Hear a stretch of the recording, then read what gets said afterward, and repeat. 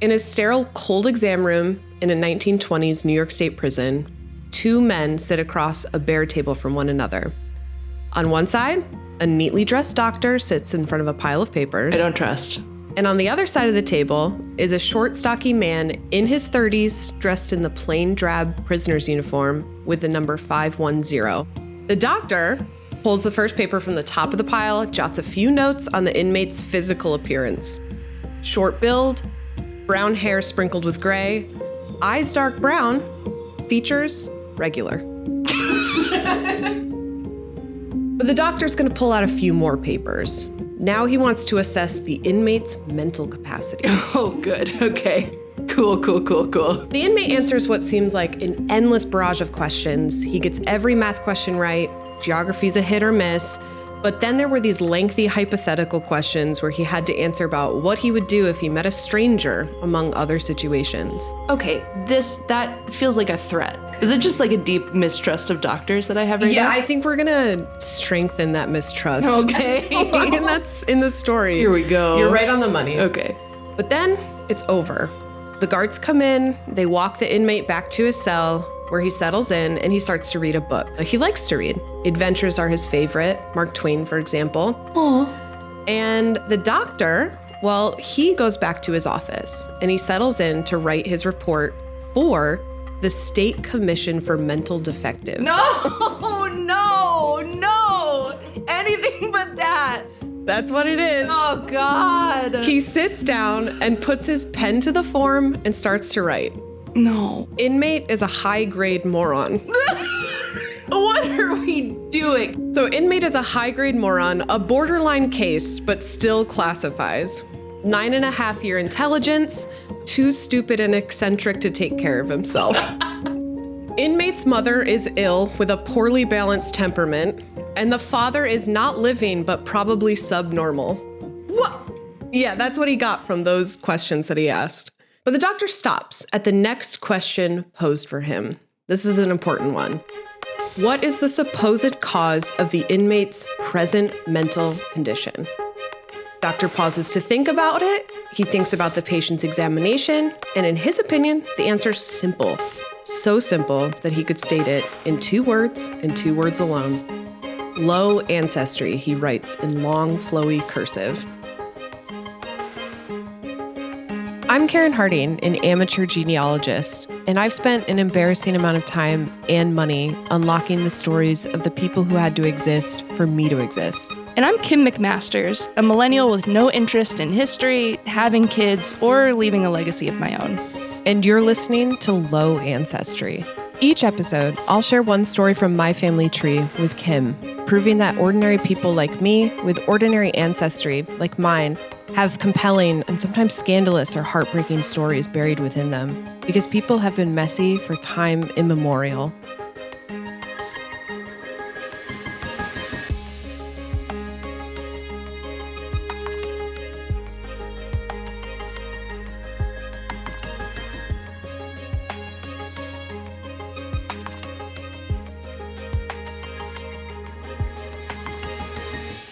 Welcome, Kim. Welcome, Karen. Today's story is a really fascinating story that not only has delivered the title of this podcast, Low Ancestry, as we heard in the intro, but it's also this really fascinating story about the modern prison system in industrial America. Something that is definitely perfect today and has no problems. Yeah, and creates a lot of opportunity for comedy and jokes. So you do get it. Yeah, so I do get it. I'm here. We're going to look at this topic of the prison system in America through the lens of one man in my family tree. So exciting stuff. Yeah. Hold on to your butt, because by the end of this, maybe you'll enjoy genealogy. So today's story, it's about a man named Ernest Harding. This is an easy one to place in my family tree because the name is Harding. My name is Harding. So he's from my father's family.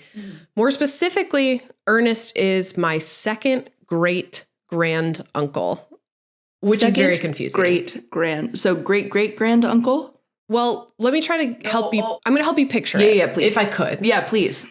So since it's hard to visualize, if you can picture your grandfather's grandfather, yeah, That's your second great grandfather. Yes. So this is the brother of my second great grandfather. Did people call him Ernie? I have no idea. My grandfather never knew this person. And when I told my grandfather about this story, he was like, I've never heard of this guy. Okay. So yeah, he didn't know about him. And I think you'll find out why. Okay. So Ernest was born the youngest of two boys born to Frederick Harding Sr. and Emma Leake.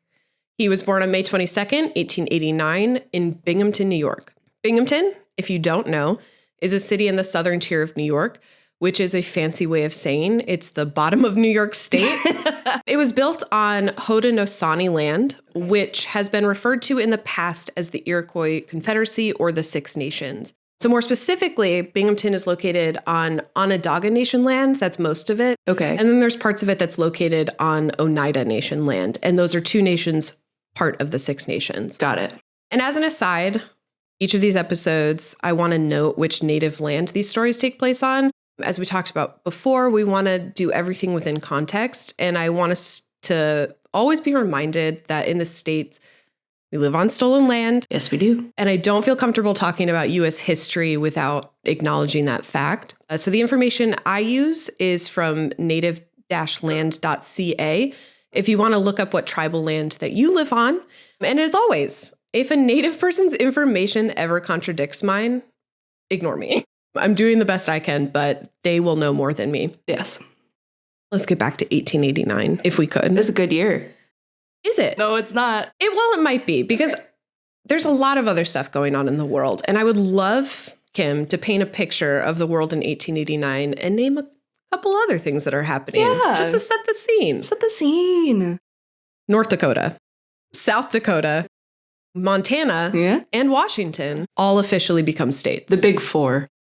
Most likely to be the president that you've never heard of, Benjamin Harrison, comes into office. Could not have pulled his name out of my head if you paid me $1 million. But he did make those four states. Great. So great. Thank you, Benjamin. Thanks, sir. The Eiffel Tower is inaugurated, but to widespread criticism for being aesthetically displeasing. Cool. Coca-Cola is originally incorporated, but as Pemberton Medicine Company, the original company of Coca-Cola. And last but not least, Adolf Hitler is born on April 20th, 1889, just a month before Ernest was born. And if we could take a moment to acknowledge that Hitler was born on 4/20. I know, the joke writes itself. And that's the only reason I have this written on here, is just to say that. Wild. So this is 1889. Yeah. But back in Binghamton, at the turn of the 20th century, it was the industrial hub of not really just the southern tier. It's become kind of an industrial hub of the whole area. And all that industry resulted in significant prosperity for the working class. So that prompted Binghamton to be nicknamed the Valley of Opportunity. Hey. And this may explain why Ernest's family settled here during this time. But even though it's the Valley of Opportunity at this time, according to Ernest's own recounting of his life, he grew up extremely poor.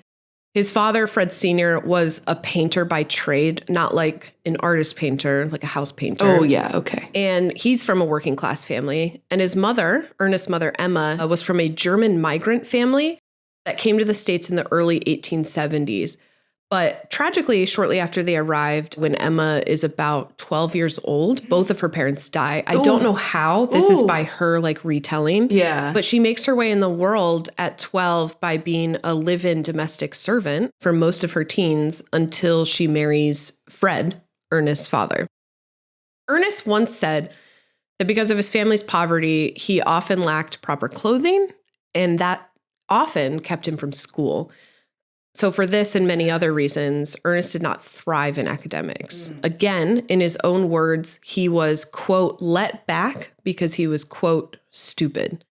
So he had a lot of things not going for him. However, even though he wasn't excelling at his studies, he says that he had a decent time at school. The teachers liked him. He wasn't considered unruly. He was energetic. He loved sports, especially rugby. And more often than not, he was found playing outside. So just kind of your normal all-American boy in the late 1800s. So this was a pretty good childhood, right up until it wasn't. And we have to do a little bit of guesswork to pinpoint exactly when the troubles for Ernest began, but it is around the year 1900 when Fred Sr., Ernest's father, dies of pneumonia. Oof. Ernest states that his first arrest was in 1899 at 10 years old, and it was for petite larceny. And then institutional documents, which are also not always exact, says that he was arrested in 1903 for stealing a bicycle, which would be petite larceny. It's very petite. But the petitest of larceny. Petitest of larceny. Emma, Ernest's mother, says that the reason he got arrested, she says it was for a fight with a couple other boys, but she says that Ernest got arrested as opposed to the other boys because Ernest did not have a father and the other boys did. So she asserts that because he didn't, the police were like, okay, we're going to arrest you. So the cops were like, I'll be your daddy. I'll take you in. I don't think that's it. But I think it's more like, oh, he doesn't have a father, therefore he doesn't have like a good way to be brung up. Sure, and so if we arrest him, we can give him a program, which is going to be great. Mm-hmm. So what do you think they do, Kim? What do you think they do with a boy around 10 steals a bicycle and or gets in a fight? What do you think New York State is going to do at this time for a boy like him? Golly, nothing good. Okay, good. Good guess. Keep him for a long time is my guess. But where? Where do you think they would keep him? In a big old prison. Close. He gets sent to the State Industrial School of Rochester, New York. Oh, okay. In my opinion, I feel like this moment is a moment that kind of sets Ernest on his path for life. The State Industrial School of Rochester was actually not always called that. Ernest came to the school when they were kind of going through like a quirky rebrand. Oh, good.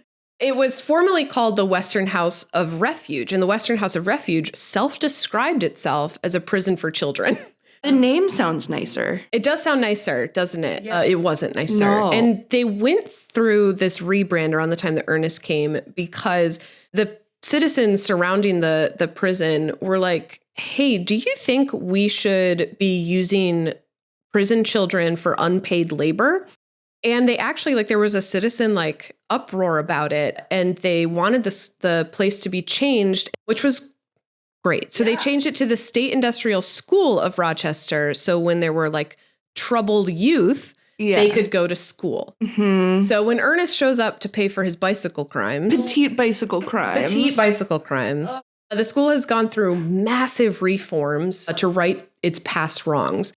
And it's where young vagrants can learn lifelong trades like bricklaying, blacksmithing, and also farming by, get this, working on local farms. Now, wait a second. That was literally in a newspaper article where they're like, look at us, we're a really good school. Now, wait a second. That we can't, come on. And did everybody go like, hooray for the new school? Yes. And oh my God. Yeah. But Kim, if it's educational, is it exploitative? Yeah. Okay, I just wanted to double check. Yeah, it can be. And it is. We don't know how long he spent at the school. It might be longer than they recorded, but we know for sure that he spent at least 2 years there. I think he aged out because he leaves the school in 1906 when he's 17 years old. Okay. I think he probably like finished the school program and they let him loose. But those are some pretty formative years, I would say, to be in this prison. It's a bad place to be cooking. So it's 1906. Ernest is 17 years old. He's released from the industrial school and he heads back home to Binghamton with a 4th grade education, but he needs to look for a job to help support his widowed mother. But he's not alone in supporting his widowed mother. Yeah. He has his older brother, Fred, who's my second-great-grandfather, if we remember. Fred is now 18 and he became a painter like his father. So he's working pretty hard to support the family. And Ernest's mother also goes back to work as a domestic servant during this time to also help support the family. So she lives with a like pretty wealthy Binghamton family as their domestic. Wow. Just a working class family. Yeah. Ernest gets back, and actually he doesn't have a hard time finding a job. He gets a place in the Endicott Johnson Shoe Company. He said that his position was the, quote, pounding down boy, which your guess is as good as mine. I have nothing to say. Yeah, well, I guess if it's shoes, like, would it be like hammering the soles of them? What are these shoes made of in this year 1906? Leather, maybe? Do you pound leather down? Maybe. Okay. And I'm assuming that's probably like entry level. We're talking like real basic. Well, yeah, he makes $5 a week doing that, Oh which my goodness. inflation calculator work shows us that he made $174 per week in today's money, which is about $8,000 a year. Oh my God. So it's not good on any front. No. But even with that, life is relatively normal during this time. They all have jobs. They're all living together. Fred, Ernest, and Emma. I believe it's 44 West Clark Street. It's all good. 1907, Fred Jr. decides to get married. And he gets married to my second great-grandmother, Marie Dine. And they begin having children right away. Daughter born in 1908. And then my own great-grandfather, Robert, in 1909. They have a full family. Ernest, in juxtaposition to Fred's personal life, was a little less Norman Rockwell. Yeah. His personal recounting, Ernest's own recounting of his life, says he lost his virginity at age 18 to a married woman. Okay. And since then, he would have intercourse at least once a week, usually with someone he knew. Very specific. It's a very specific detail to say to anyone, I think. Yeah, well, he was asked specifically to answer that question. For why? Doctors. We'll get to that later. He said that he visited prostitutes infrequently, but he did contract gonorrhea when he was 22. Here's what I think of Ernest so far. Yeah. I think he's a good time Sally, which is probably what gets him into trouble in straight-laced turn of the 20th century America. He said he loves theater and vaudeville, and he would travel to different cities to watch boxing matches. Okay. And he self-describes himself as a wanderer and a nomad. I think he sounds rad as hell. I've got a bit of a soft spot for him. I can't lie. Yeah, I'm doing that on purpose so that the fall feels worse. But it does, I mean, you can't help but feel really bad for someone who does not have the resources that other people get. Gets sent to petite bicycle school. Yeah. You know what would be great is if like you were kind of running New York State at this time, but you weren't. So I know. That was my first mistake. that was your first mistake. Yeah. All right. So given enough time, maybe Ernest would have settled down, found a wife, started a family of his own, like any other red-blooded American at that time. But we'll never know. No. Because on June 20th, 1910, Ernest graduates from petite larceny to grand larceny. Oh. And I think I'm going to tell you the whole story and you can kind of make your own assumptions on it. I don't think it's fully his fault because there's this. The larceny? Yeah.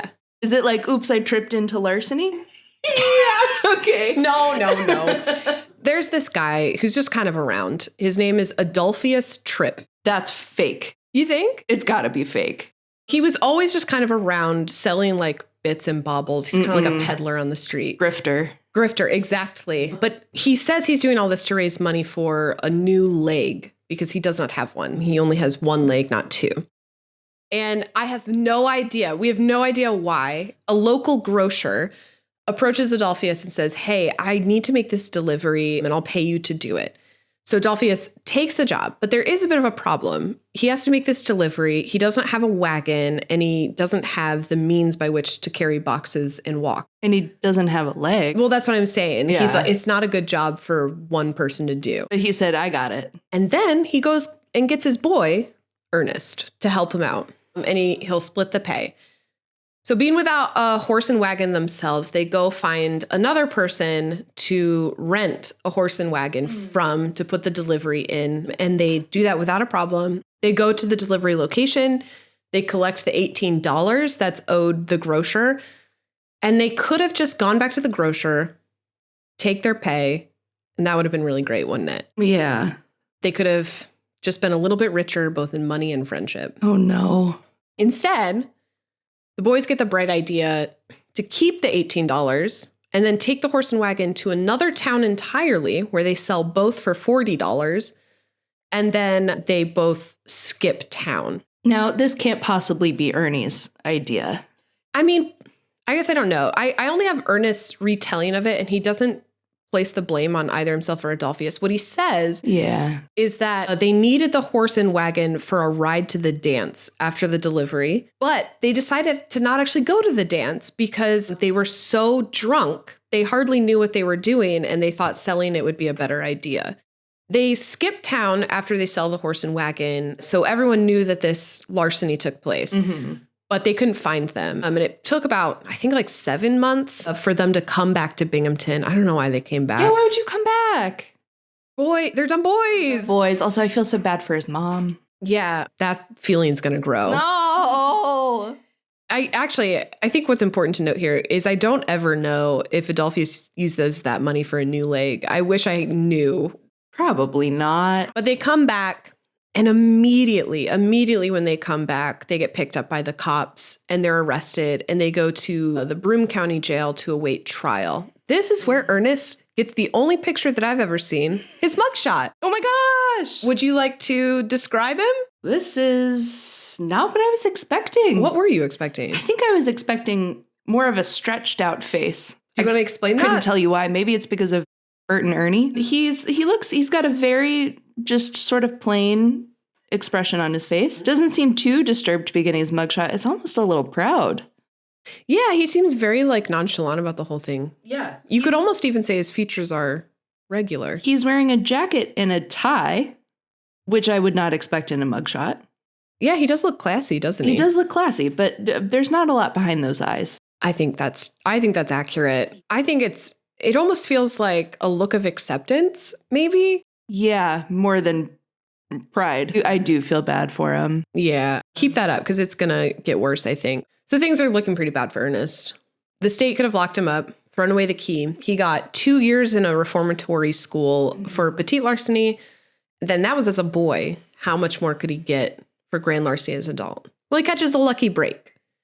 He's released from jail after pleading guilty. And the newspaper article that I read says that he promised to, quote, sin no more. And the jail just released him. And that was that? Don't do it again. You're good to go. Sounds great to us. And washed their hands of it, and he went away. Do you think they also maybe saw that there was nothing behind the eyes? And that was maybe. And I wonder, nah. I wonder if there's more to the story of Adolphus that we don't know too. Like maybe they were just like, he could have been like an older man, and they were like, we get it. Like, yeah. So, and it's his first big crime. Yeah. So they may have just decided to let it go. Yeah. He was like, well, the rest of them are petite, so we'll give you a break on your large one. Exactly. Wouldn't this have been such a really great point for Ernest to reflect on his choices? Of course he didn't. No, and he doesn't. Oh. He'd come up on so many things, so much of his life to this point has shown him that his actions have these consequences, that his life could lead in a certain direction if he makes certain choices. And he does not take this lucky break and run with it. In March 14th, 1911, he does another crime, and it appears in the Binghamton Press for that day. I'm actually going to have you read a piece of this article, Kim, if you would. Fred Jackson of 122 Walnut Street missed his trousers when he got up to dress this morning. In the trousers was a pocketbook containing $60 belonging to McKinney & Co., Jackson's employers. When he missed his coat, too, and his vest containing a valuable gold watch, he looked around the house to see what else had disappeared. Nothing else was missing except a young man named Ernest Harding, who had been boarding with the Jacksons for the past few weeks. So not only were the trousers missing, but so was Ernest. It does make it sound like Fred had an emotional attachment to his trousers. Yeah, poor Fred. There's only one thing to do when a man misses his trousers. That's to arrest the man who stole them. Yeah. And this time sentence him to a maximum of 5 years at the New York State Reformatory in Elmira, New York. Oh, dear. No school, just prison. Yeah. It is a good prison as far as prison goes in America at this time, but it's still not great. And I'll explain that. Okay. So this is the Elmira Reformatory. That's how it was colloquially known. And it was actually pretty progressive for its time. I think they were trying to market it as a good place to go. But being progressive in 1911, I think says very little about prisons at this time because the bar was so low that it was in hell. Yes. Generally, U.S. prisons during the 19th century and the turn of the 20th century were punishment forward, either through physical punishment, regular beatings, or through hard labor. And though that system is long-standing, it didn't really work very well to prevent crime, as we well know. So the Elmira Reformatory was trying a new approach, and they became one of the very first prisons in the 1870s to focus on psychological treatments and solutions for inmates, which is the first time this has ever been done. Great in theory. Great in theory. Great in theory. I mean, everyone was behind it because they're like, everyone in New York State, because they're a little bit more progressive than the rest of the country at this time. They were like, great, we're not going to beat prisoners. So it's the idea that criminals can be rehabilitated, which was not an assumption that the rest of the country had. Yeah. And that was super radical. So the inmates went through like rigorous testing that placed them within grades within what they called the Elmira system, which is something the Elmira Reformatory came up with. And other prisons used this system for a while. Interesting. Yeah, they were ahead of their time, for better or for worse.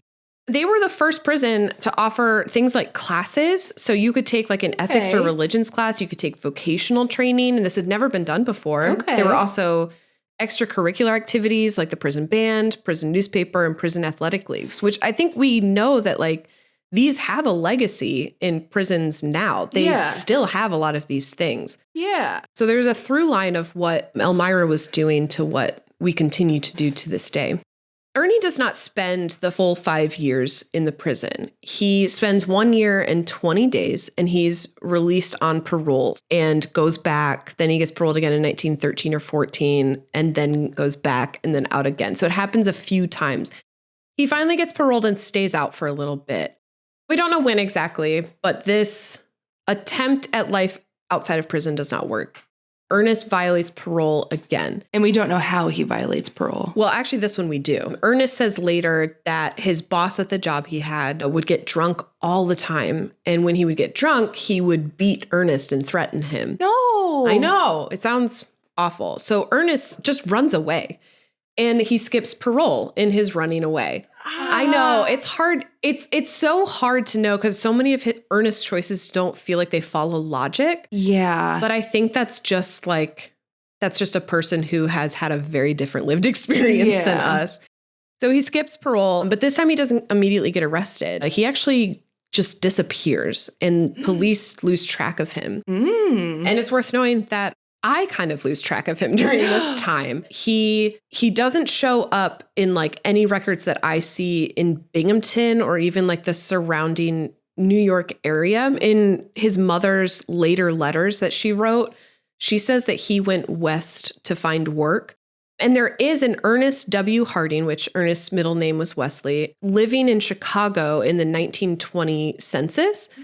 So I don't think it's unreasonable to think that that's him. He also mentions in later retellings that he used to travel to Chicago to watch boxing matches. Oh. So I don't think this is a crazy thing to assume that like he was maybe living out there for a little bit. I think it's around like 10 years that go by of this.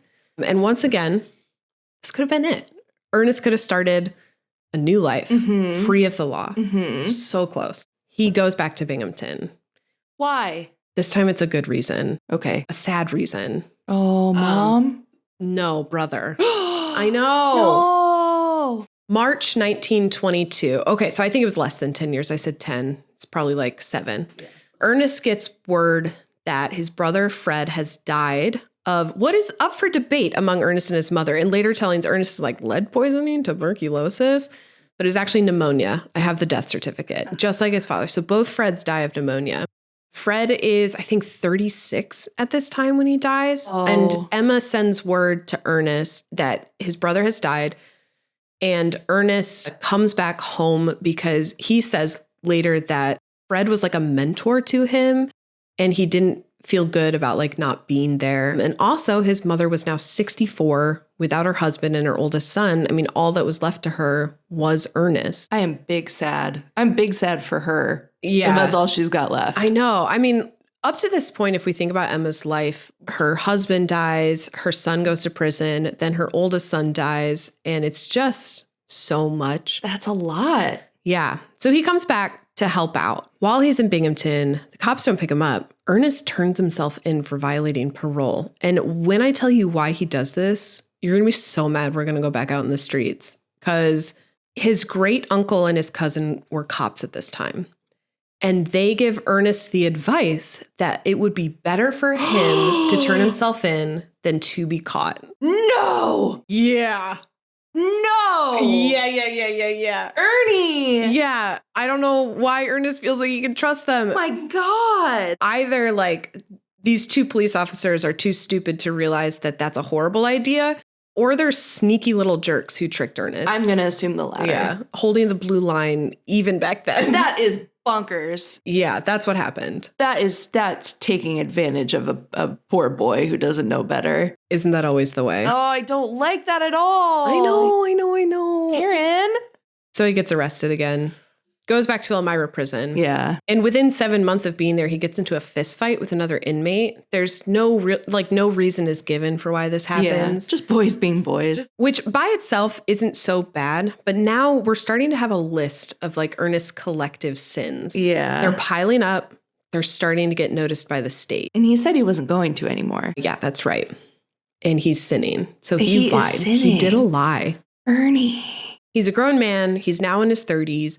Multiple arrests, a history of dodging the police, and now an incident in prison. Oh. With all that baggage, Elmira Prison requests to get him transferred to a specialized prison in a place called Napanoch, New York, which is called the Institute for Defective Delinquents. Oh, no. Bad name. Bad name, bad place. Yeah, or the IDD, as we'll call it. Ooh, that sounds worse. The IDD their branding is that they're for the, quote, mentally defective. And in order to go there, Ernest has to receive a certificate of mental defect, which he gets based on like the doctor at the Elmira prison.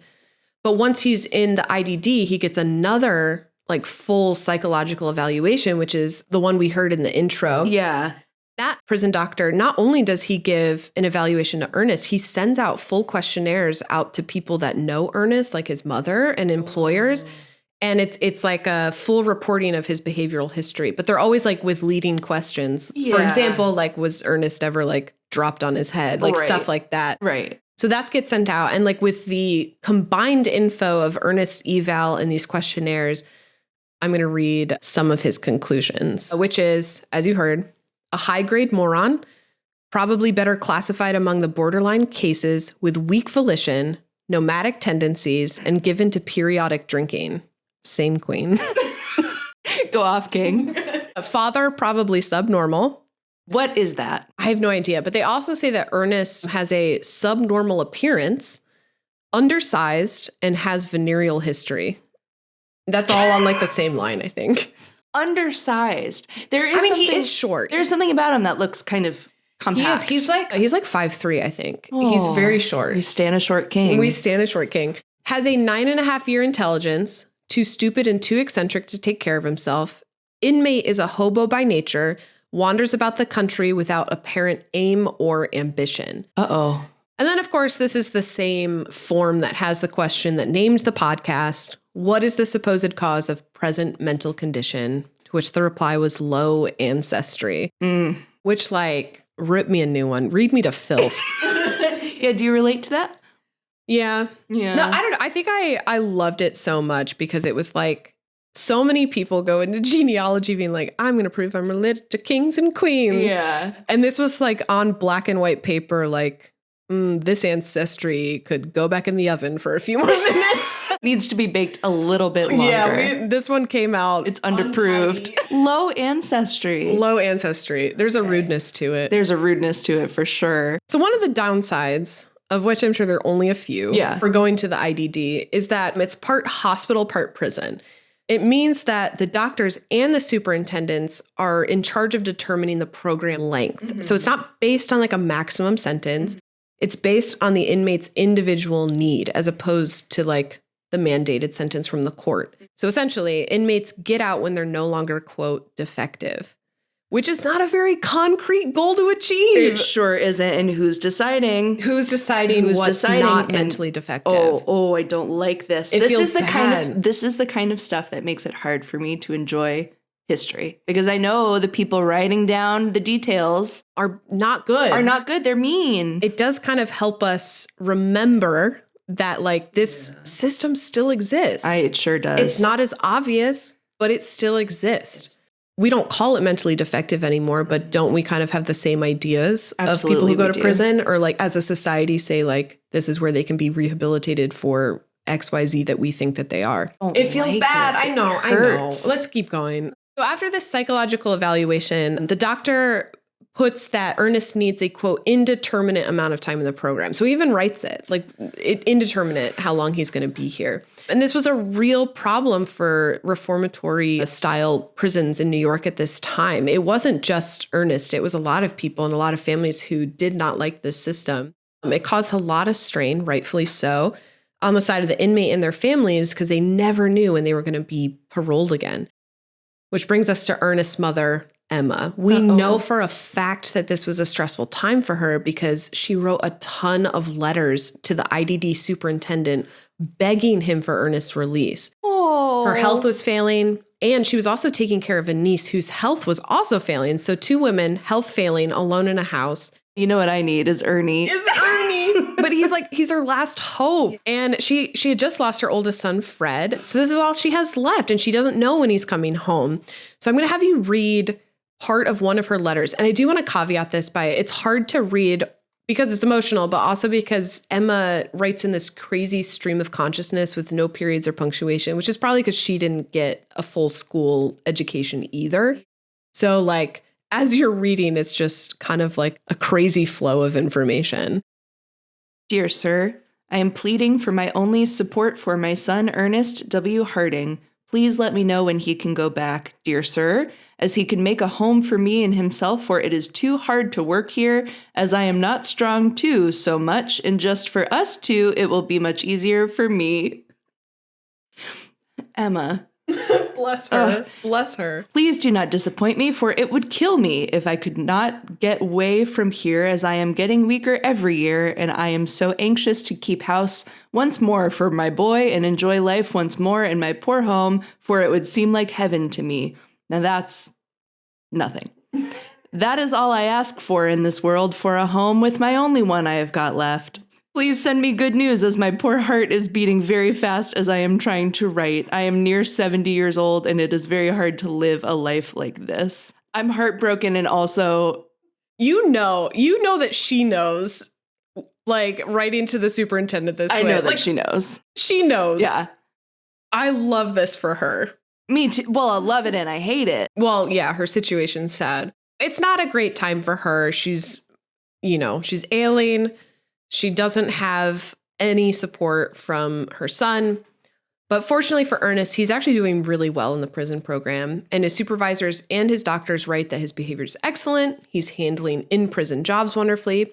And in fact, in 1924, the superintendent starts to write letters looking for like job placement for Ernest on the outside. So he's like writing the director of the Salvation Army. And there's like a record of their letters back and forth talking about what positions he could have at the Salvation Army when he's out.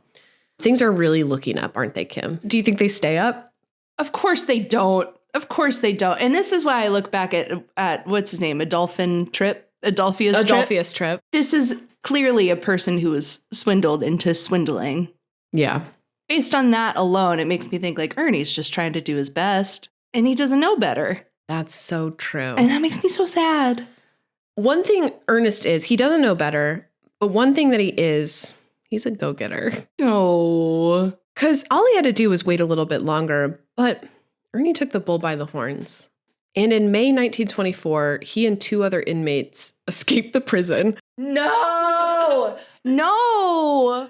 Yes. No! John Wentek and Bentley Kluge are the other 2. Kluge is such a good name. I wish that was my family name. Kluge. Okay. Could you spell it? Clookie. Just like cookie, but Kluge. Thank you for clarifying. Which is a great name. Yeah. So John and Bentley, with Ernest, get the hell out of Dodge. While they were working on a nearby colony farm, which is another fun example of free prison labor, Ernest and the other inmates just like look around and take off into the woods. Just run from the field into the woods. And they just can? They just did, apparently. Okay. And they walk for a while in the woods. They get lost. Ernest says it was like 2 days of walking in the woods.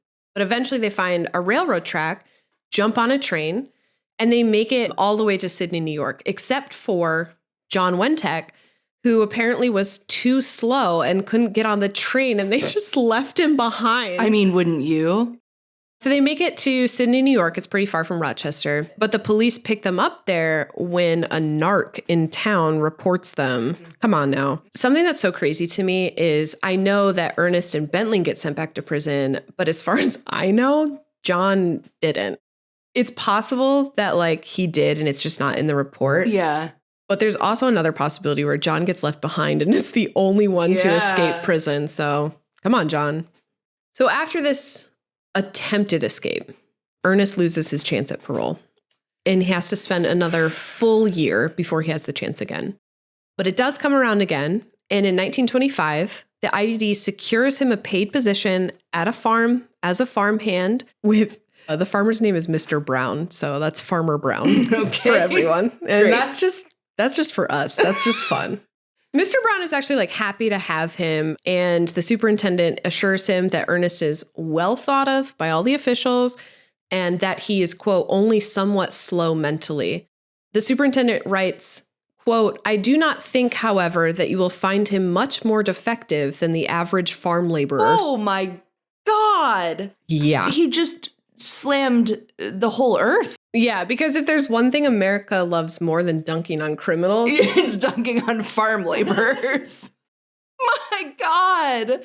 it's rude. But he gets out. He's a somewhat free man on parole. And this is a pretty familiar story for us so far. If you pull me back in, I'm going to be so upset. Everything seems to be going well. He picks up the work. He gets along with the farm hands. And then on June 20th, 18 days later, Ernest pulls an Ernest.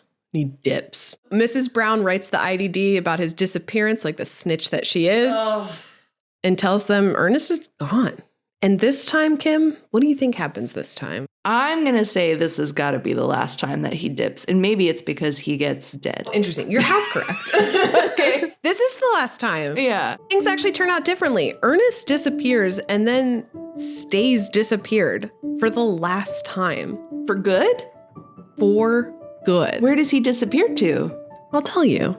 Probably in this case, he learns his lesson, right? From all the other times, which he's a slow learner, but he gets there. He leaves New York State, and there's something really important that happens in 1942, which is that after years of silence in his prison file, a prison official at the IDD adds a single piece of paper to Ernest's file. Short, doesn't look terribly important or exciting, but could you read it? Dear sir, this is to inform you that the above named subject is no longer wanted and will be discharged from our records June 30th, 1942 as too high grade for return. Very truly yours, Superintendent. Yeah, exactly. So Ernest is no longer a wanted man. He's finally free of the endless cycle of imprisonment that has defined his youth and adulthood. Oh. I know. And from that point on, he actually pops up in a lot of records, mostly in Erie, Pennsylvania, which is presumably where he had been spending this time before. In his 40s, he gets married to a widow named Alda Jones. She has her own family and they get married and then eventually have their own son as well. So full family. And he lives just like this without, as far as I can tell, any other marks on his record until he passes in 1968. After literally escaping the system, Wow. he finds freedom on the other side, which is actually like a surprisingly nice end to this story. Yeah. And that's it. That's our story, Kim, the story of Ernest. But before we finish, I always like to find some resonance with the story that we talk about, because I believe genealogy is a useful tool to think about where we live today and how we live our lives today. Do you think you have found any kind of personal resonance in the story of Ernest? Oh, of course. Tell me about it. Well, I think it's just so devastating to be a person who is trying to do good and does not have the resources to do better. and is taken advantage of. You know me. This is a thing that I am going to talk about probably over and over and over again. If there's one thing you could say about Kim, it's that she's a justice babe. I'm a justice babe and I want to be good, and that's about it. Those are the two big things. And I just feel so I have so many questions. Maybe that's one of the other things that makes me really frustrated about history and genealogy is that I want more context, and I know that some of it just cannot be supplied, and I find that unacceptable. That said, poor Emma and poor Ernest. I mean, I feel so sad for them. Yeah. That's how I feel about the story as well. There's just like an unfairness here. But I do also want to be fair in my telling of the unfairness, which is like, I don't want to personify Ernest as like this cool criminal badass that the system just didn't like. Sure. Because honestly, he wasn't that cool. No. He was just like someone who loved a good time. He's a simple man. And I don't think he paid much attention to anything else. And so he was unfairly defined by this system for just being like a simple boy. Yeah. A simple boy who never paid attention and fell prey to a system that wanted so badly to define him in a way that they could understand.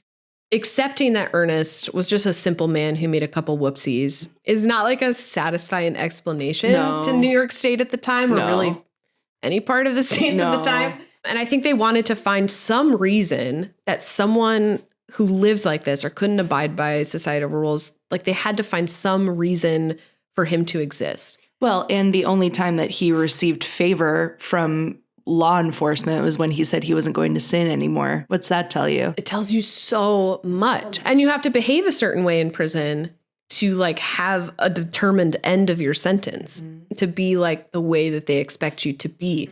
So yeah, they certify him as a mental defect when they classify him as a high-grade moron. I hate that. In order to like understand him, and to further understand him, they say he has a subnormal father, he has low ancestry, and those are classifications that the system understood, even though the reality is, as you said, he just didn't have resources. Yeah. Or like a foundation to build a life on. Ugh. But in the end, the high-grade moron was smart enough to dodge the state for good. Which I think is a nice way. It's a nice thing to think about that. Yeah. But the last thing I'll say as it regards to genealogy, and I mentioned earlier about this when they said he had low ancestry, is that I feel like it's so traditional in genealogy to want to classify your heritage in some way, something simple that you can understand. It's noble or humble or even low. But in my amateurish experience, it's not that simple. It's so complex. And every person is different. Like there's an Ernest in my tree, and then there's those cops who tricked Ernest in my tree. And then there's a whole bunch of other people who are lovely and horrible. And it's just so multifaceted that you just cannot go into the study thinking that like you'll understand this one simple through line of who your family is and who you are. That's our story today. That's low ancestry. Karen, thank you for sharing. I was riveted. Do you actually mean that, Kim? I do mean it. Do you actually mean it? And I'm still alive. You learned something, probably. I learned something. I had some very big reactions. Thank you for having those. That's what we were here for. That's what we're here for. It's making me think. How about that? I don't know what to say to that because that's really good.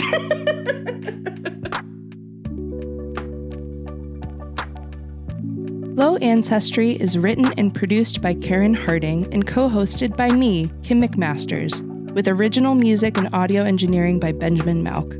Original cover art was designed by Christina Swanson of Swan Song Creative. Resources pertaining to today's episode and a link to the official bibliography can be found in our show notes or at our website, lowancestry.com. All research was conducted by Karen, but she's been known to be wrong on occasion. So if you'd like to connect with Karen or even send her a correction, you can email us at connect@lowancestry.com or find us on Instagram @lowancestry. Genealogy is, after all, a community effort. Thank you so much for listening, and if you like what you hear, don't forget to rate, review, and subscribe wherever you get your podcasts. We'd love to hear from you, and frankly, we really need this.